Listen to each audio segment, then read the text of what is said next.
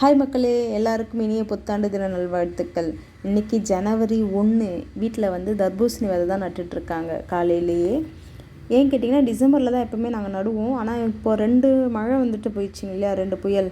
So அதனால் climate change ஆனதுனால இப்போ ஜனவரி மாதம் சரி முதல் நாள் ஸ்டார்ட் பண்ணலாமே அப்படின்றதுக்காக முதல் நாளே ஸ்டார்ட் பண்ணியாச்சு.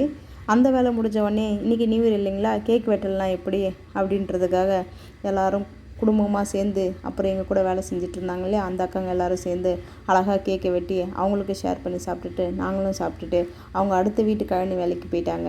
இங்கே எப்படிங்கன்னா காலையில் இந்த 8 மணி 8 to 12 அது மாதிரி ஷிஃப்ட் முறையில் வேறு இடத்துல வேலை செய்வாங்க.